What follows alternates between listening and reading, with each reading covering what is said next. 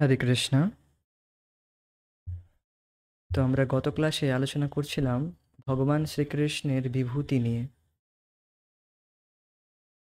তৃতীয় অধ্যায় আমরা আলোচনা করেছি সর্বত্র ও সদা কৃষ্ণ দর্শন।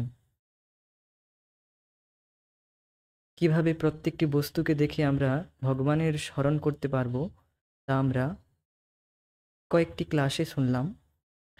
তো এখন একটি নতুন অধ্যায় আমরা প্রবেশ করছি, তা হচ্ছে মূর্খের পথ ও জ্ঞানীর পথ।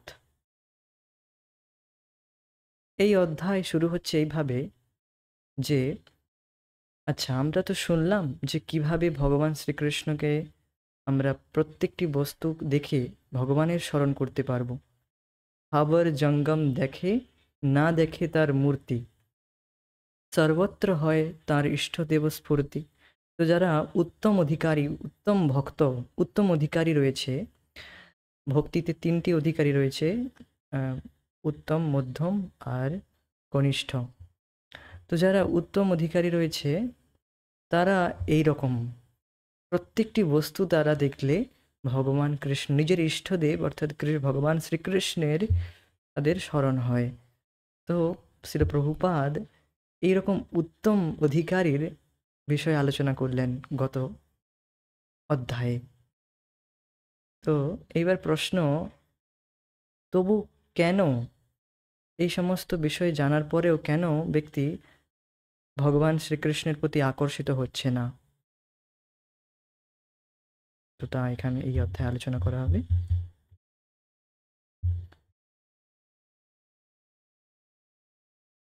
এইভাবে কৃষ্ণ নিজেকে ব্যাখ্যা করেছেন, তিনি ঠিক যেমন।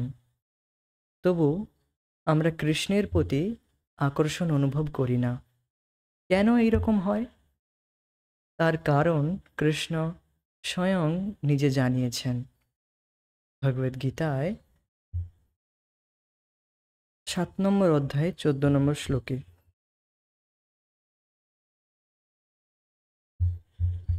दैवी हि एषा गुणमयी मम माया दुरत्यया मामेव ये प्रपद्यन्ते मायामेतां तरन्ति ते। दैवी हि एषा गुणमयी मम माया दुरत्यया मामेव ये प्रपद्यन्ते मायामेतां तरन्ति ते। दैवी हि एषा गुणमयी मम माया दुरत्यया मामेव ये प्रपद्यन्ते मायामेतां तरन्ति ते। খুব গুরুত্বপূর্ণ শ্লোক এটি। প্রভুপাদজি বারবার এই শ্লোকটি কোট করেন। তো এখানে বলছেন ভগবান শ্রীকৃষ্ণ কিভাবে ভগবান কৃষ্ণকে জানা যাবে, আর কেন এই জীব, এই আমরা যে বদ্ধজীব রয়েছি, আমরা কেন ভগবান শ্রীকৃষ্ণের প্রতি সেই রকম আকর্ষণ অনুভব করি না যা এক উত্তম অধিকারীর ভক্ত, সে প্রত্যেক সেকেন্ডে, প্রত্যেক মুহূর্তে ভগবানের প্রতি আকর্ষণ অনুভব করে।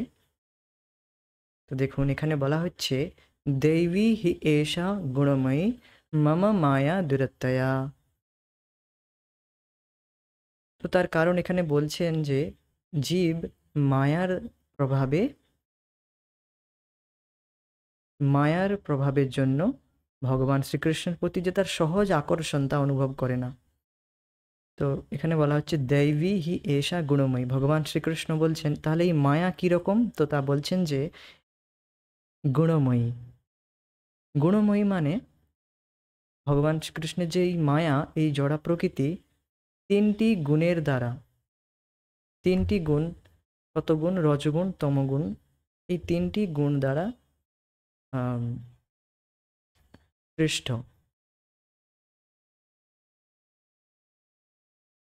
তো দৈবী তা কীরকম? দৈবী, দৈবী মানে সম্মোহিনী, বিমোহিনী, জীব মোহিনী, জীবকে মোহে ফেলে দেয়। আর বলছেন গুণময়ী, গুণময়ী মানে ত্রিগুণাত্মিক, তিনটি গুণ, অর্থাৎ এই জড় প্রকৃতির তিনটি গুণ রয়েছে। এই গুণ সেই গুণ নয়, অর্থাৎ সেই কোয়ালিটি নয়, এই গুণ একটু আলাদা। এই গুণকে দড়ির সাথে তুলনা করা হয়েছে প্রভুপাদ পরে বুঝিয়েছেন যে এই গুণ হচ্ছে ঠিক দড়ির মতো। দড়ি যেমন মানুষকে বেঁধে দেয়, তো মায়া সেই রকম প্রত্যেকটি জীবকে, প্রত্যেকটি বদ্ধ জীবকে বেঁধে রেখেছে। আর এই দড়ি কেবল একটি প্যাঁচ দেওয়া দড়ি নয়, তিনটে দড়িকে যদি আপনি একসাথে মানে পাকান, তাহলে কতটা মোটা হবে, সেই রকম দড়ি দিয়ে মায়া প্রত্যেকটি জীবকে বেঁধে রেখেছে। তো বিমোহিনী, দৈবী, এই জন্য বলা হচ্ছে দৈবী, মানে মায়া হচ্ছে এক্সপার্ট। আমরা হয়তো অনেক রকম বুদ্ধি লাগাতে পারি যে এইভাবে আমি অ্যাডজাস্ট করে জীবনযাপন করব, বা এইভাবে যদি আমি অ্যাডজাস্ট করি তাহলে আমি সুখে থাকবো, বা আমার যে ইন্দ্রিয় তৃপ্তি রয়েছে, যে আমার নিজের সুখ, তা আমি খুব ভালোভাবে করতে পারবো। তো আপনি যেমনইভাবে অ্যাডজাস্ট করুক না কেন, কিন্তু মায়া সে ঠিক জানে কিভাবে আপনাকে দুঃখ দেবে, কারণ তিনি হচ্ছেন দৈবী, মানে বিমোহিনী, আর গুণময়ী। গুণময়ী মানে ত্রিগুণাত্মিক, তিনটে গুণ, তার তিনটে দড়ি রয়েছে একসাথে, তিনটে দড়ি দিয়ে আপনাকে বেঁধে ফেলবে। আর বলছেন আচ্ছা তাহলে হয়তো এই মায়াকে পার করা যাবে, তো বলছেন না, দূরত্বয়া। দূরত্বয়া মানে খুবই কঠিন, অসম্ভব, প্রায় প্রায় অসম্ভব। এই মায়া কার? বলছেন মম মায়া, আমার মায়া এটি, অন্য কারণ নয়। এটি নিয়ে অনেকের দ্বন্দ্ব থাকে যে এই মায়া অন্য কারোর, বা অন্য অনেক কিছু অনেকে বলে, কিন্তু ভগবান বলছেন যে না, কারোর মায়া নয়, এই মায়া হচ্ছে আমার। মম মায়া দূরত্বয়া। এই কেন এইভাবে বলছেন, মম মায়া কেন বললেন ভগবান? কারণ তিনি বলতে চাইছেন যে আমি এই মায়াকে সব থেকে ভালো জানি, এই মায়া কীরকম। আমার মায়া দেখার চেষ্টা করো না। আমার মায়া হচ্ছে দূরত্বয়া, মানে সব থেকে কঠিন, একে পার করা অসম্ভব। ভগবান নিজে যখন বলছেন অসম্ভব, তখন এই মূর্খ জীব, আমাদের মতো মূর্খ জীব যদি চেষ্টা করি, তো তা নিতান্ত মূর্খতাই হবে। তো এইবার বলছেন আচ্ছা এই মায়াকে কিভাবে পার করা সম্ভব? তো বলছেন মামেব ইয়ে প্রপদ্যন্তে মায়া মেতাম তরন্তিতে। ইয়ে প্রপদ্যন্তে, ইয়ে মানে যে কেউ যদি মামেব, আমাকেই, অর্থাৎ আমারই কেবল, প্রপদ্যন্তে মানে আমারই কেবল শরণ গ্রহণ করে, প্রপদ্যন্তে মায়াম এতাম, এই মায়াকে, তরন্তিতে, তারা পার করে যায়, অতিক্রম করে যায় বা পার করে যায়। তো খুব সুন্দর এই শ্লোকটি বা প্রভুপাদজি বারবার কোট করেন, যে মায়া থেকে পার করা কিভাবে সম্ভব, অনেকেই প্রশ্ন করেন। তো এই শ্লোকটি তিনি কোট করেন তখনও, যে আমাদেরকে পূর্ণরূপে ভগবান শ্রীকৃষ্ণের শরণ নিতে হবে। এখানে এই পূর্ণরূপে কেন বললাম, কারণ এই শ্লোকে বলছেন ভগবান শ্রীকৃষ্ণ মাম এব। এব কথার অর্থ হচ্ছে নিশ্চিত অর্থে, মানে খুব জোর দিয়ে, স্ট্রেস দিয়ে বলছেন মাম এব। আর সংস্কৃতে আরেকটি ওয়ার্ড থাকে ইব, মাম ইব। ইব মানে আমাকেও, আমারও শরণ নাও, তারও শরণ নাও, এরকম বলেনি। মাম ইব এখানে মাম এব আছে, এব মানে অবশ্যই আমারই। এব শিব, দুর্গা, ব্রহ্মা, অন্যান্য দেবদেবীর শরণ নিতে না বলছেন, কেবল আমার। আরেও গীতাভূষণের টিকাতে এটিও বলা হয়েছিল যে যে আমারই শরণ নাও, আমার ভক্তদের সাথে আমার বিষয়ে শ্রবণ করে আমার শরণ নাও, এভাবেও বলেছেন। তো এখানে আরও একটি বিষয় বলেছিলেন যে ব্যভিচারিণী ভক্তির দ্বারা, ব্যভিচারিণী অব্যভিচারিণী ভক্তির দ্বারা। আর অব্যভিচারিণী ভক্তি মানে কেবল ভগবান শ্রীকৃষ্ণের শরণ নেওয়া, আর কারণ নয়। তখনই কেবল সম্ভব এই দূরত্বয়া, যে কঠিন মায়া, তাকে পার করা তখনই সম্ভব। আমি এর পূজাও করব, তার পূজাও করব, সাথে সাথে ভগবান শ্রীকৃষ্ণেরও পূজা করব, তখন অর্থাৎ সকলের প্রতি তার সমান বুদ্ধি রয়েছে, যে হ্যাঁ ইনিও ভগবান, ইনিও ভগবান। তো no, Krishna is the supreme personality of the Godhead. Krishna হচ্ছে পরম ভগবান, আর তিনি বলছেন কেবল আমার শরণ নিলে তবেই তুমি এই মায়াকে পার করতে পারবে, না হলে এই মায়াকে জয় করা সম্ভব নয়। আর প্রত্যেকেই প্রত্যেকেই ভগবান, যারা এই রকম মায়াতীত, যারা মায়াকে জয় করেছে, তারা সকলেই ভগবান শ্রীকৃষ্ণের পূর্ণরূপে শরণ গ্রহণ করেছেন।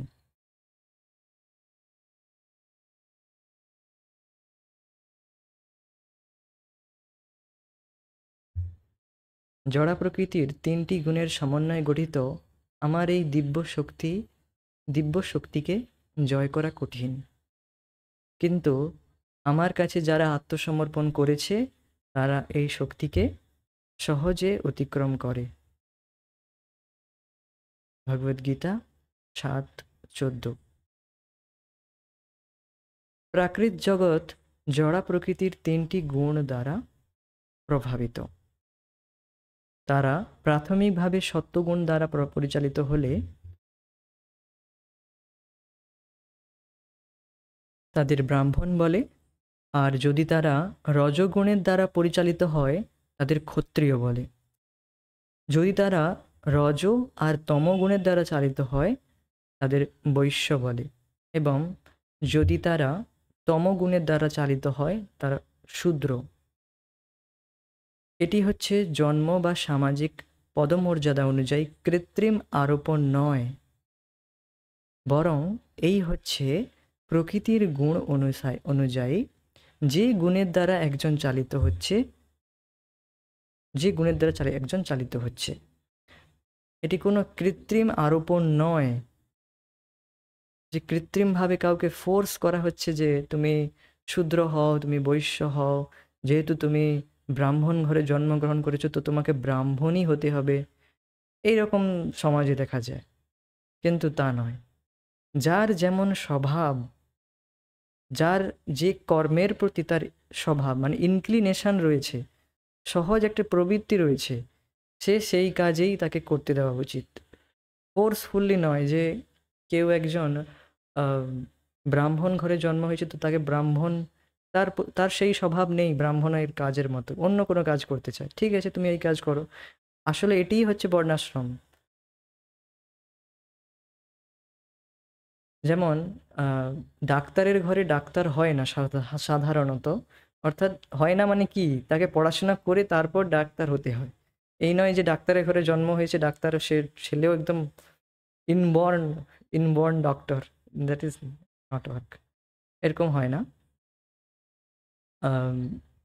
এই এই যে জন্মের অনুসারে যে ব্রাহ্মণ ক্ষত্রিয় বৈশ্য এইসব যে ধারণা, এটি হচ্ছে কৃত্রিম আরোপণ, মানে তার উপর আরোপ করা হচ্ছে যেহেতু তুমি আমি যেহেতু এইভাবেই চালিয়ে এসেছি তো তোমাকে এইভাবেই করতে হবে। এইভাবে নয়।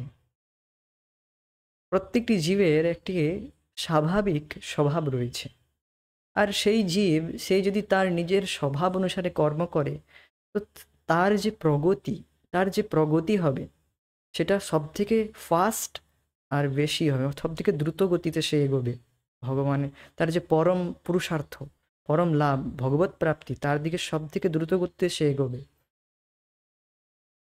তো এই যে বর্ণাশ্রম ধর্ম আসলে ভগবানের দ্বারাই শ্রেষ্ঠ, তা এখানে বলা হচ্ছে।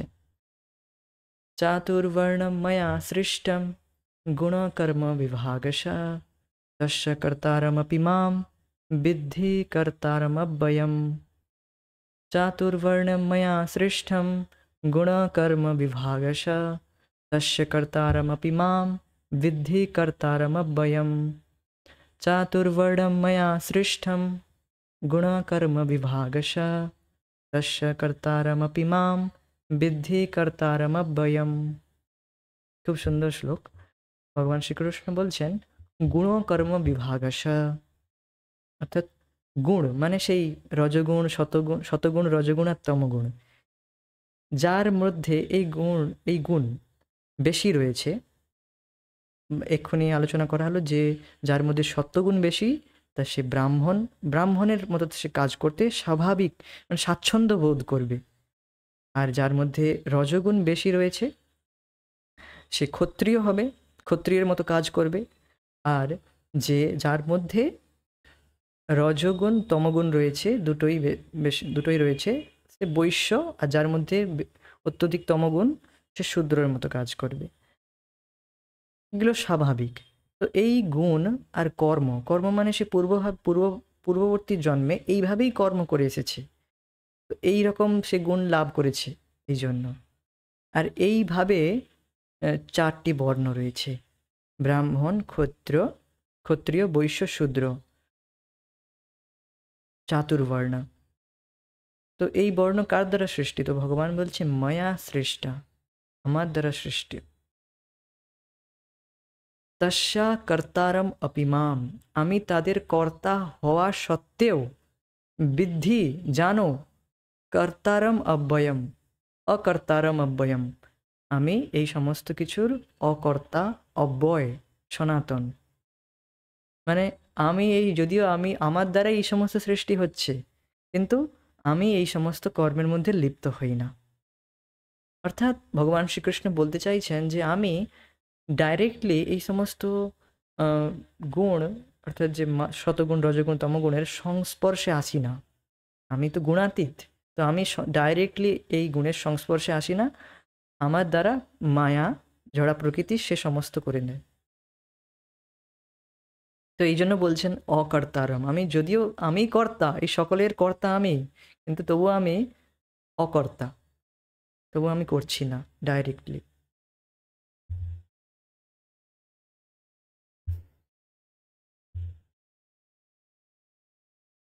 মানব সমাজে অর্পিত জড়া প্রকৃতির 3টি গুণ ও কাজ অনুযায়ী আমার দ্বারা 4টি বর্ণ সৃষ্টি করা হয়েছে। এবং যদিও আমি এই বিভাগের স্রষ্টা,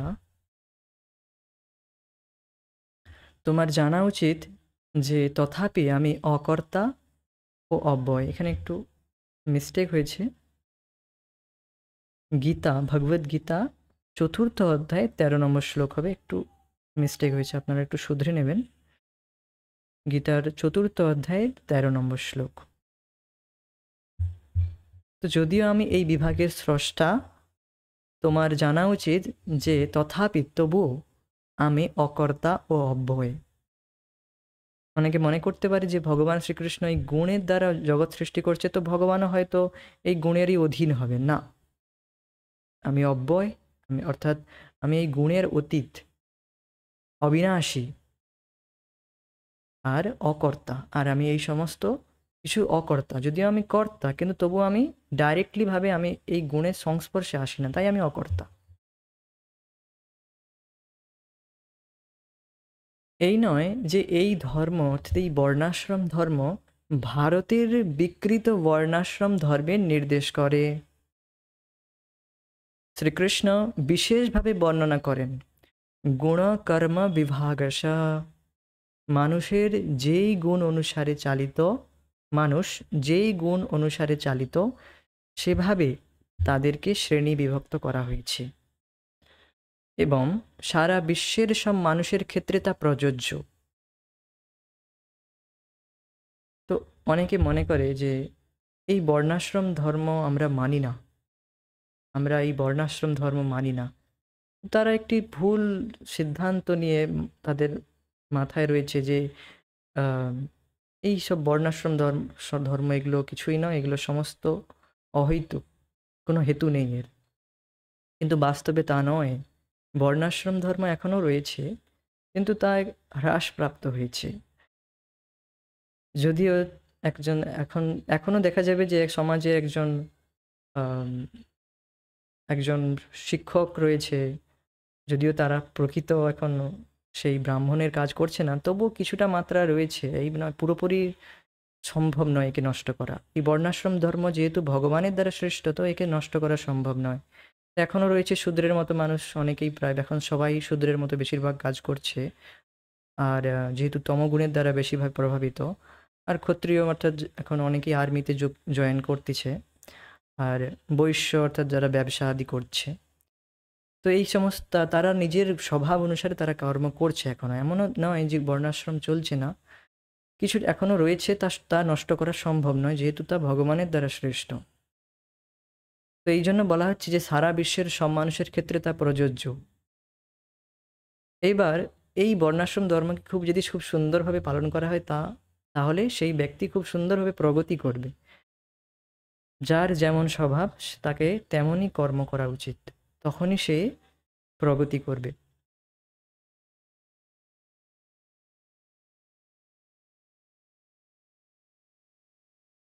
যখন কৃষ্ণ বলেন তা যাই হোক না, আমাদের বোঝা উচিত যে তা সীমাবদ্ধ নয়, বরং চিরসত্য। তিনি নিজেকে সকল জীবের পিতা বলে দাবি করেন, এমনকি পশু, জলজ প্রাণী, বৃক্ষ, ছোট গাছপালা, কীট, পাখি ও পতঙ্গ সবই তার সন্তান হিসেবে দাবি করা হয়। তো এই বিষয়ে যাওয়ার আগে আর কিছু একটু কথা বাকি ছিল। তা হচ্ছে এই যে অনেকে মনে করতে পারে যে বর্ণাশ্রম ধর্মের এই যে ভাগগুলো রয়েছে, ব্রাহ্মণ, ক্ষত্রিয়, বৈশ্য, শূদ্র, অনেকে মনে করে যে যারা ব্রাহ্মণ ক্ষত্রিয় তারা হায়ার লেভেলে রয়েছে, তারা উচ্চ উঁচু, আর যারা শূদ্র তারা নিচু, বৈশ্য তারা মধ্যম। এটি একটি গোঁড়ামি, মানে এটি শাস্ত্র না জানার ফল, বা কিছু ভুল ভ্রান্তি রয়েছে এর মধ্যে। দেখুন, আপনাকে যদি বলা হয় আপনার শরীরের কোন অঙ্গটি গুরুত্বপূর্ণ নয়, আপনি যদি বলেন আমার পা আমার গুরুত্বপূর্ণ নয়, মাথার থেকে পা অতটা গুরুত্বপূর্ণ নয়, তা আপনি কি পা ছাড়া চলতে পারবেন? না, এমনটা নয়। অর্থাৎ আমাদের প্রত্যেকটি অঙ্গ গুরুত্বপূর্ণ। পা থেকে শুরু করে ধীরে ধীরে উপরের দিকে কোমর, বক্ষ, পেট, শরীর, ছাতি, চেস্ট, নেক, হেড। তো এই যে আমাদের শরীরের প্রত্যেকটি অঙ্গ রয়েছে, পা থেকে শুরু করে মাথা পর্যন্ত প্রত্যেকটি অঙ্গের গুরুত্ব রয়েছে। একটি কাজ সম্পাদন করতে প্রত্যেকটি অঙ্গ অ্যাসিস্ট করে, সহায়তা করে। তেমনি এই যে 4টি বর্ণ রয়েছে, ব্রাহ্মণ, ক্ষত্রিয়, বৈশ্য, শূদ্র, এরা একে অপরকে অ্যাসিস্ট করার জন্য রয়েছে, প্রত্যেকে সহায়তা করার জন্য রয়েছে। ব্রাহ্মণের কাজ হচ্ছে যে শাস্ত্র অধ্যয়ন করে এই যে 3টে আশ্রম রয়েছে তাদেরকে শেখানো, তাদেরকে বলা যে আম, মনুষ্য ধর্মে কি, মানুষের যে পরম গতি তা কি, আর মনুষ্য জীবনের লক্ষ্য কি, এই সমস্ত যে আধ্যাত্মিক বিষয়ে যা কিনা বাস্তবে আম, জীবের কল্যাণ করবে তা জানানো। ব্রাহ্মণ মানে হচ্ছে ব্রহ্ম জানাতি ইতি ব্রাহ্মণ, যে ব্রহ্মকে জানে। ব্রহ্ম হচ্ছে ভগবান শ্রীকৃষ্ণ, পরম ব্রহ্ম পরম ধাম, এইভাবে তিনি বলেন। তো পরম ব্রহ্ম অর্থাৎ ভগবান শ্রীকৃষ্ণকে যে জানে সে হচ্ছে ব্রাহ্মণ, ব্রহ্ম জানাতি ইতি ব্রাহ্মণ। তো তার কর্তব্য হচ্ছে অন্যান্য যে 3টে আশ্রম, 3টে বর্ণ রয়েছে তাদেরকে জানানো, তাদেরকে বলা ভগবানের সম্বন্ধে। আর তৃতীয়ত ক্ষত্রিয়ের কর্তব্য দায়িত্ব হচ্ছে যে এই 3টে আশ্রমকে রক্ষা করা, প্রধানত ব্রাহ্মণদের। আর ব্রাহ্মণ কিভাবে রক্ষা করছে তাদেরকে? নলেজ, জ্ঞান দিয়ে, যেই জ্ঞানের দ্বারা তারা সবাই ভগবত ধাম প্রাপ্ত হবে, ভগবানের কাছে ফিরে যাবে। আর থার্ড, বৈশ্য অর্থাৎ যারা ব্যবসা বাণিজ্য করে। তো তারা কিভাবে রক্ষা করে? তারাও রক্ষা করছে এই 3টে আশ্রমকে, 3টে বর্ণকেই আম, শস্য, আনাজ প্রদান করে, খাদ্য প্রদান করে।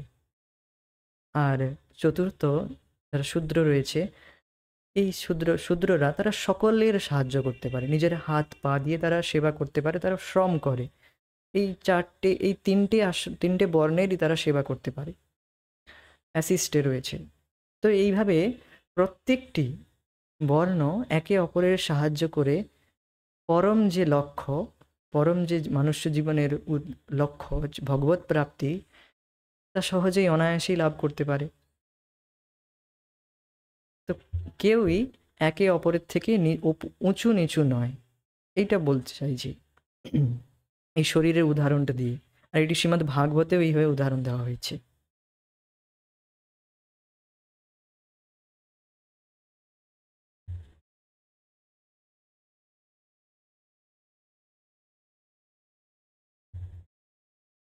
তো এখানে এইবার বলা হচ্ছে যে ভগবান শ্রীকৃষ্ণ হচ্ছেন প্রত্যেকের স্বামী। তিনি যে এই জ্ঞান প্রস্তুত করেছেন বর্ণাশ্রম, এটি হচ্ছে চিরসত্য। আর এটি এই নয় যে তা একটি গোঁড়ামি, তা নয়। এটি বাস্তবে মানুষের প্রত্যেকটি জীবের পরম কল্যাণের জন্য এই বর্ণাশ্রম ধর্ম রয়েছে। তারপর বলা হচ্ছে যে ভগবান শ্রীকৃষ্ণ হচ্ছেন জীবের পিতা বলে তিনি দাবি করেন, এমনকি পশু, জলজ প্রাণী, বৃক্ষ থেকে শুরু করে সমস্ত প্রাণীর তিনি পিতা হিসেবে দাবি করেন, আর সবই তার সন্তান হিসেবে তিনি দাবি করেন। শ্রীকৃষ্ণ দৃঢ়রূপে প্রতিপন্ন করে যে জড়া প্রকৃতির তিনটি গুণের পরস্পর প্রতিক্রিয়া দ্বারা অখিল ব্রহ্মাণ্ড মায়ায় মোহিত, আর আমরা ওই মায়াপাশের অধীন। তাই আমরা ভগবানকে জানতে পারি না। তো উপায় কি? তাও এই মায়ার স্বরূপ কি এবং তাকে জয় করার পদ্ধতি কি, তা ভগবদ্গীতায় ব্যাখ্যা করা হয়েছে।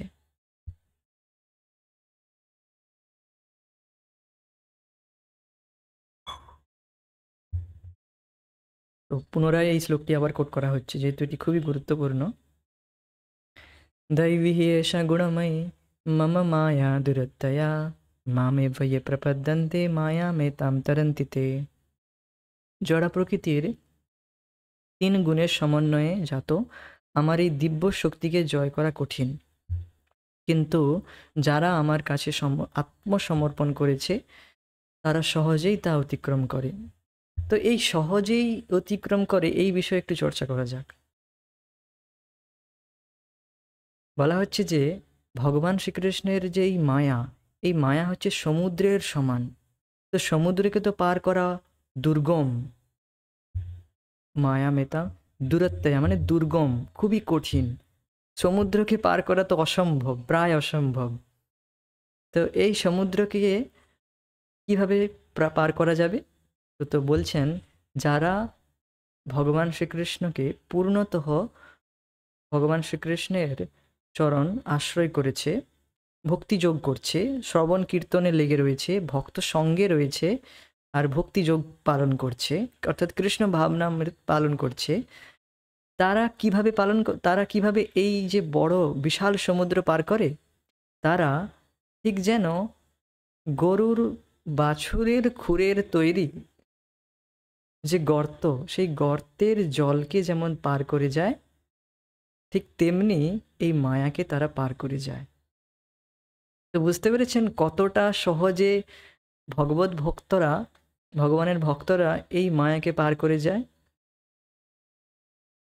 একটি গরুর বাছুরের পায়ের যে খুর, সেই খুরের তৈরি যে গর্ত, তা কত ছোট হবে, তার মধ্যে কতটুকু জল থাকবে, তো তা পার করা তো অনায়াসেই সম্ভব। তো এইভাবে ভগবত ভক্তরা এই রকম সহজেই তা পার করে যায়। গীতাভূষণ টিকায় এইভাবে ব্যাখ্যা করা হয়েছে, সহজের ব্যাখ্যা করা হয়েছে, এত সহজে পার করে যায় অনায়াসে।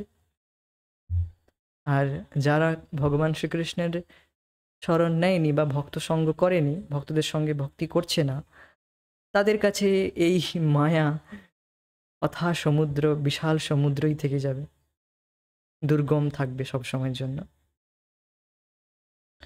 তো এই হচ্ছে সহজেই এইভাবে তারা পার করে যায়। মানসিক বিচার বুদ্ধি দিয়ে কেউ জড়া প্রকৃতির এই তিন গুণের বন্ধন থেকে মুক্ত হতে পারে না। এই তিনটি গুণ খুব শক্তিশালী ও দুর্জয়। আমরা কি অনুভব করতে পারি না জড়া প্রকৃতির কবলে আমরা কেমন? গুণ শব্দটির অর্থ দড়ীয় হয়। তো এই বিষয়ে যাওয়ার আগে এখানে বলা হচ্ছে যে আমরা প্রত্যেকেই অনুভব করতে পারি না মানে কি, আমরা সকলেই অনুভব করেছি যে মায়া কতটা কঠিন, কতটা কঠোর, কতটা দুর্জেয়। মায়াকে পার করা সত্যিই খুবই কঠিন। যতক্ষণ না আমরা ভগবান শ্রীকৃষ্ণের ভক্তিযোগ করছি। এখানে আরও একটি বিষয় একটু ক্লিয়ার করে দিই। যখনই আমরা ভগবান শ্রীকৃষ্ণের ভক্তিযোগ করছি, শ্রবণ কীর্তন করছি এখন যেমন, বা হরিনাম জপ করছি, বা ভগবানের সম্বন্ধিত যে কোনো কর্ম করছি, যে কোনো কাজ করছি, তা ভক্তি, আর সেই কাজের দ্বারা আমরা মায়া থেকে মুক্ত। তো আমাদের কাছে চয়েস রয়েছে, আমরা মায়াকে চুজ করব না ভগবান শ্রীকৃষ্ণকে। কারণ যাহা কৃষ্ণ তাহা নাহি মায়ার অধিকার। যেখানে সূর্য সেখানে অন্ধকারের কোনো অধিকার নেই। তো যখনই আমরা ভগবান শ্রীকৃষ্ণকে চয়েস করব, চুজ করব, তখনই মায়ার আর কোনো অধিকার নেই, সেখানে মায়া থাকবে না আর। তো ভক্তরা নিরন্তর 24 ঘন্টাই ভগবানের সেবায় লেগে থাকে, তো তারা সবসময় এই মায়া থেকে মুক্ত।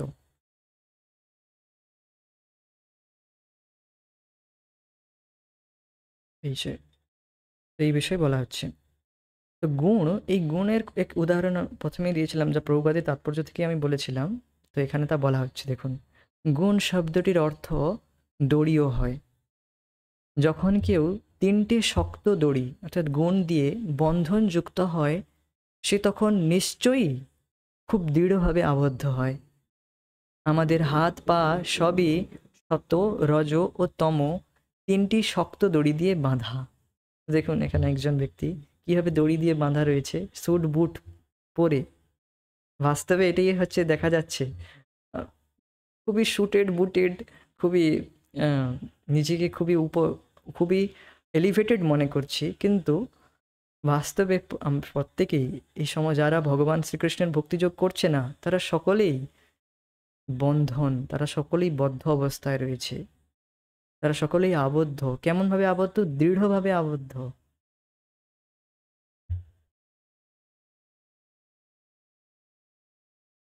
সেজন্য কি আমাদের হতাশাগ্রস্ত হতে হবে? না।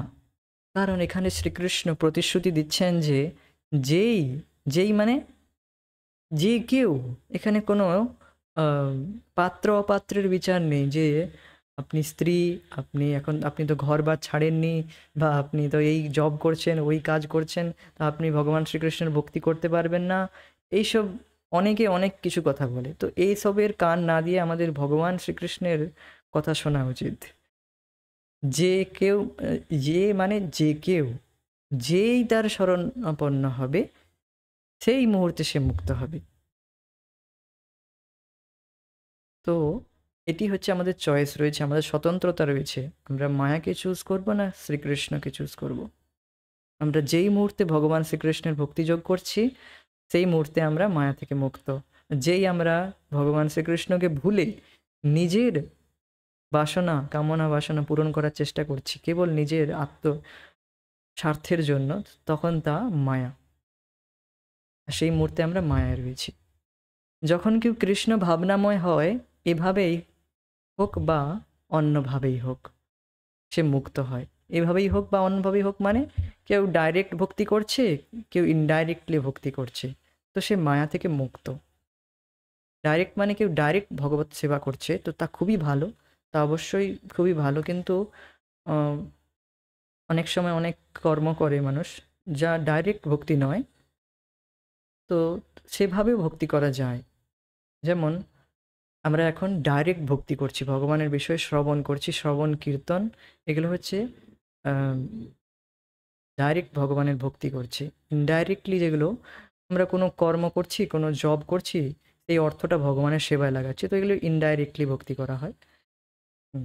তো সেভাবেও আমরা মায়া থেকে মুক্ত হতে পারবো।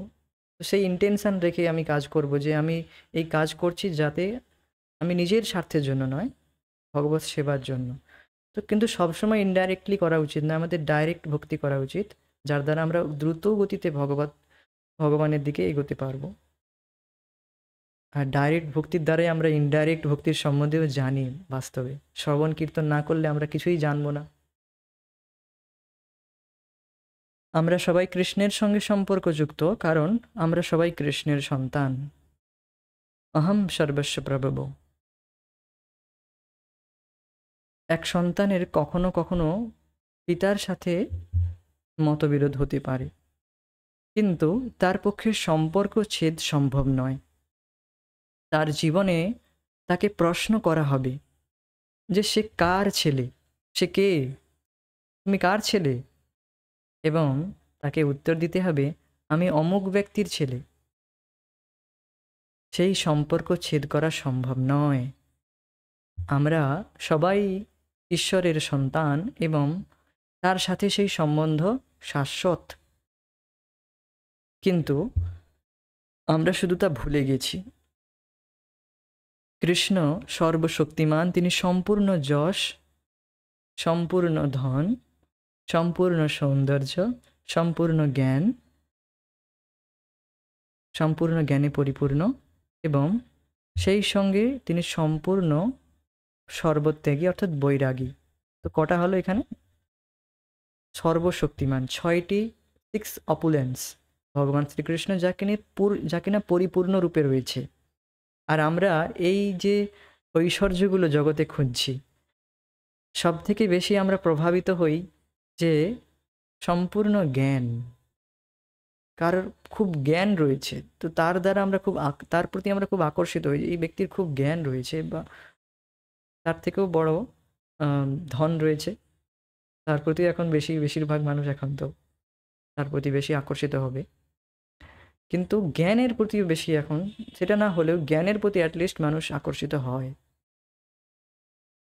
তো এই যে আমরা জগতে তথাকথিতভাবে আকর্ষিত হচ্ছি, এই সমস্ত যে ঐশ্বর্য, এগুলো বাস্তবে পরিপূর্ণরূপে ভগবান শ্রীকৃষ্ণের মধ্যে রয়েছে। তো এই জন্য আমাদের ভগবান শ্রীকৃষ্ণেরই ভক্তি করা উচিত, কারণ তার মধ্যে সমস্ত পরিপূর্ণরূপে রয়েছে। আমরা কেন বৃথা ছিটে ফোঁটা খুঁজে বেড়াচ্ছি, এই সমস্ত যশের ছিটে ফোঁটা?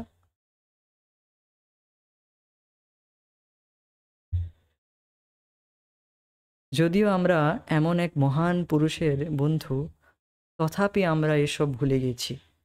যদি এক ধনীর ছেলে তার পিতাকে ভুলে গিয়ে বাড়ি ছেড়ে চলে যায়, আর পাগল হয়ে সে হয়তো রাস্তায় রাস্তায় ঘুরতে পারে, ঘুমাতে পারে, অথবা খাবারের জন্য সে পয়সা ভিক্ষা করতে পারে, কিন্তু এসবের কারণ তার ভুলে যাওয়ার জন্য, তার ভুলে যাওয়ার জন্য। তো এইসব ঘুরে বেড়াচ্ছে কেন? কারণ সে জানে না, সে ভুলেই গিয়েছে যে তার পিতা, তার বাবা যে এত ঐশ্বর্যশালী। তো আপনি বলবেন ভুলে গিয়েছে কেন? ভুলে তো যায় না, অনেক সময় খুব আহ, খুব বেশিভাবে যখন তর্ক বিতর্ক হয়ে যায় তখন অনেকে যেতে চায় না, কিন্তু ঠিক তাও নয়, অনেক সময় তা আবার ঠিকও হয়ে যায় যে ঠিক আছে, একটু তর্ক বিতর্ক হয়েছে, কিন্তু তাই নয়, তার মানে এই নয় যে আমি পুরোপুরি আমার সম্পর্ক বিচ্ছেদ করে দেবো। এটি হয় না সাধারণত। সে আবার ফিরে যায়, কিন্তু সে যখন ফিরে যায় না, তার মানে সে ভুলে গিয়েছে। যাই হোক, যদি কেউ তাকে সংবাদ দেয় যে সে শুধু দুঃখ ভোগ করছে কারণ সে তার পিতার বাড়ি পরিত্যাগ করেছে, এবং সে অত্যন্ত ধনী ও বিশাল সম্পত্তির মালিক, তার পিতা তাকে ফিরিয়ে পাওয়ার জন্য উদ্বিগ্ন, তাহলে সে লোকটি একজন মহান হিতৈষী। তো যে ব্যক্তি এইভাবে, সেই ব্যক্তিকে, যে ছেলেটি তার পিতার থেকে বিচ্ছিন্ন হয়ে ঘুরে বেড়াচ্ছে, পিতাকে ভুলে রয়েছে, তার যে পরম পিতাকে ভুলে রয়েছে, তো তাকে যদি আমরা বলি যে আপনার যেই দুঃখের পরম মূল কারণ হচ্ছে আপনি ভগবানকে ভুলে রয়েছেন, ভগবান হচ্ছে আপনার পরম পিতা, তাকে আপনি ভুলে রয়েছেন, এই জন্যই আপনি প্রধানত দুঃখ পাচ্ছেন। আর বাস্তবে এটিই হচ্ছে, প্রত্যেকটি মানুষ দুঃখ এই জন্যই পাচ্ছে, কারণ মায়া এইভাবেই রয়েছে। যখনই আমরা কৃষ্ণের সেবা করছি না বলেই তো আমরা প্রতিনিয়ত ত্রিতাপ, দুঃখ, দুর্দশাগ্রস্ত হচ্ছি। আর যেই ব্যক্তি ভগবান শ্রীকৃষ্ণের বাণী, অর্থাৎ যে ভগবান শ্রীকৃষ্ণ যে তোমার পিতা, পরম পিতা, এটি যে জানায়, যেটি যে বলে, সে হচ্ছে মহান হিতৈষী, সে হচ্ছে পরম পরোপকারী। এই জগতের সবথেকে বড় পরোপকার এটি হচ্ছে যে ভগবান শ্রীকৃষ্ণ সম্বন্ধে অপরকে বলা, কারণ কৃষ্ণ ভুলিয়া জীব অনাদির বহির্মুখ, প্রত্যেকে কৃষ্ণকে ভুলে রয়েছে, এই জন্য মায়া তাকে দুঃখ দিচ্ছে। তো তাকে কেবল স্মরণ করানো, কৃষ্ণের স্মরণ করানোটি হচ্ছে পরম হিতকর কাজ।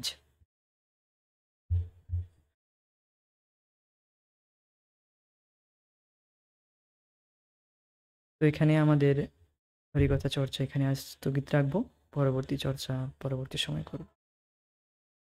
হরে কৃষ্ণ। জয় শ্রীল প্রভুপাদ নিতাই গৌর প্রেমানন্দে। হরি হরি। হরে কৃষ্ণ।